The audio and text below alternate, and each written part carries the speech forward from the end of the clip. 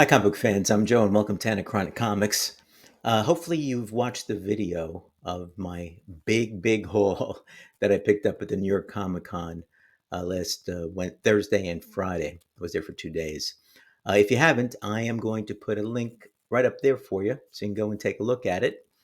This particular video is a more specific video. The one panel that I did go to that I didn't want to miss was the DC panel on its new All In or Absolute Universe. It wasn't really one panel, it was maybe about four panels. They kept on changing the members of the panel so they can talk about the books. They also talked about some of the 2025 expectations for their comic books that are not in the Absolute Universe, like Wonder Woman, for example. They had some reveals, and we go through this, I'm going to try to remember what they are, and I'm going to do a little bit of commentary here and there during the video. But most of all, the idea here is to take a look at some of the great artwork that they have and some of the reveals that they put together with respect to the Absolute Universe specifically. But also, there's some Wonder Woman stuff that's kind of interesting.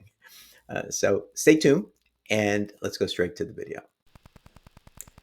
Okay, so we just start off with the empty panel. And remember, they had about four or five different ones. The first one is Jeremy Adams is going to be speaking about the new Aquaman series. And there he is. It's kind of cool artwork. One interesting thing when you see, it's going to come up now, he has short hair. And there was a vote in the room, short hair or long hair Aquaman, and short hair won, actually. And people like the beard. This is going to be a new Green Lantern series as well by Jeremy Adams. It's going to be coming out soon. So Joshua Williamson spoke about the Superman series that he's been writing, and there he is. Now, one thing I didn't quite like, because it never works out right, except in All-Star Superman, was Lois Lane gets powers. Something happens, he wouldn't tell us what. And I don't know, might be good. We'll have to wait and see. Poor Parasite comes down to help Superman, actually, and gets torn in half. God. Here's the cover of Superman 21 on sale in December, and some variant covers. This looks pretty good. Lex Luthor lost his memory, but they need him to get his memory back. So although he's happy now, he's not going to be for long. Justice League Unlimited also has Dan Mora as the artist, and it's basically going to be following the same idea as the TV show.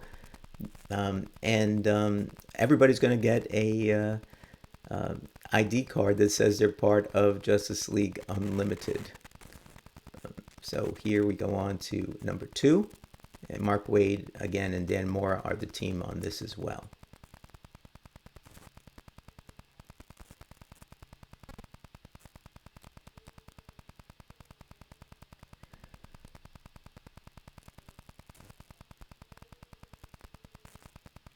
Next up is Mark Waid in Action Comics 1070 and 1071.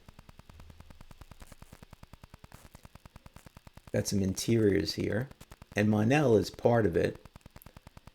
And interestingly, they were saying they didn't know too much about Monel, so they had to research him.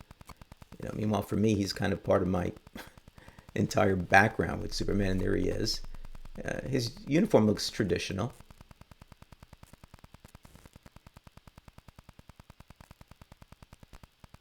And there's Supergirl. That's kind of a newish Supergirl uniform, at least as far as I've seen. I kind of like it. This looks kind of good. Justice League, The Atom Project #1, written by John Ridley. And Captain Atom is there, and it looks like there might be a number of different Atoms. I'm not sure who the other two are going to be, but they focused in on the fact that Captain Atom, there he is, will be there, and there's 2 others. We'll see.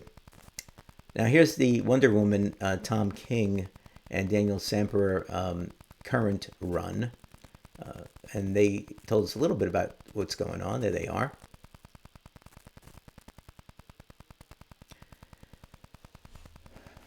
Some interiors from 14. Now, look, she is fashioning a baby out of sand or clay.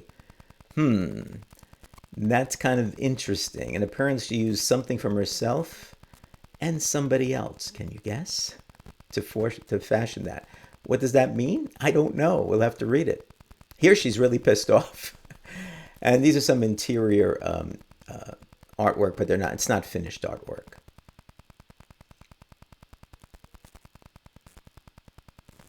And there's Wonder Girl. She's part of this also, a blonde-haired Wonder Girl. Now, the new gods. Ram V is going to be writing a new version, I guess, an updated version of the new gods. He seemed pretty excited about it. Here's some of the interior art. I don't know about this art, kind of linear, flat, for my liking, but hopefully the stories will be good.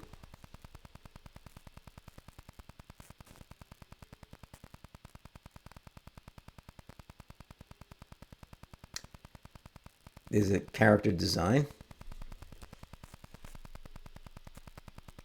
Some variant covers. He was excited about it. He seemed to really be enjoying doing it.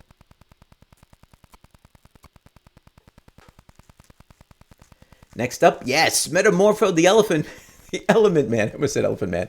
Al Ewing was there talking about this. I don't know. I just hope it's really good. Um, he did say that he was going after the original and the type of kind of comedic uh, stuff that was there. So I hope that works out because the other two variations that DC did, I have them, but they didn't hit home for me. I know. Here's number two. Steve Lieber is the artist. The artwork looks pretty good. The typical thing with the different characters there. And Jeff Lemire, he's going to do a new a new JSA. There he is. And he seemed pretty respectful about the fact that they were the original heroes and that he wanted to make sure that he paid them appropriate respect. And hopefully we'll get a good series out of Jeff on this.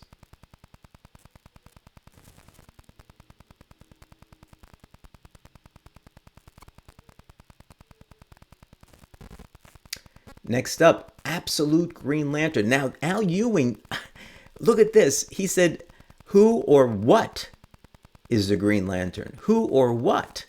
And he said the first appearance of the Green Lantern was this big kind of lantern sign that smashed into a city. And I mean, hopefully didn't kill anybody, but people are a little concerned. Absolute Flash is actually Kid Flash, which Jeff told us, which was kind of interesting. And there's one thing that I want you guys to see, a new Rogues Gallery. And he'd only mentioned Nick Robles is the artist. He did mention which one of them was Captain Cold.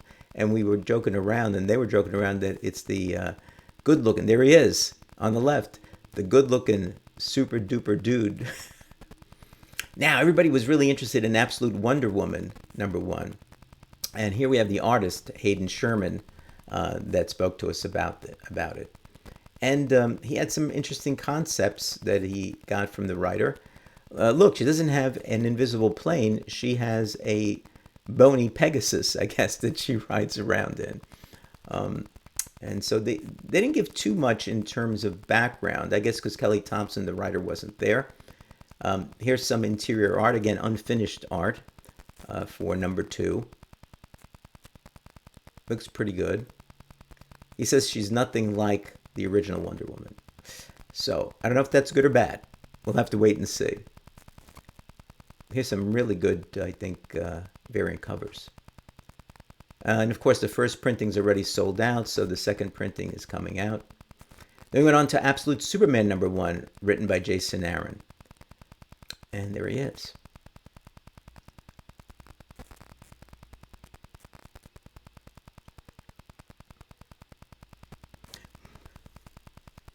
Very different, again, from the original Superman. A bit more angry, it seems. Some cool art. There's number two. And look at who is surrounding him. Interesting. Now, he did mention they're going to have more editions of all of the number ones. That was the Superman one that you saw. Here's Absolute Superman number three. And now the Batman. First two printings sold out. Everybody was clapping on this one. And there he is, Scott Snyder, and Nick Dragata. There's the Noir. There they are again. There's number two. There's some interiors. And Nick is doing a great job with those interiors. And there it is, the new Batmobile, if you want to call it that.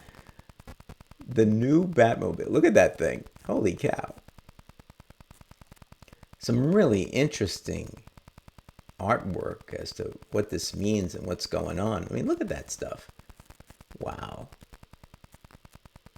If you thought Gotham City was bad, this one, if it is Gotham City, is a horror show. Yeah.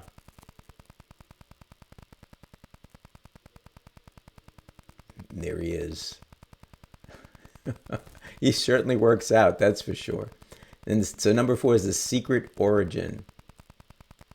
And now, Absolute Martian Manhunter by Dennis Camp. And there he is. And Dennis goes on to tell us that he's not really a Martian. He actually goes ahead and somehow got tuned into these aliens and picked the Martian as, I guess, because of telepathy, as his main character. So this will be kind of interesting to see how this turns out. And there they are.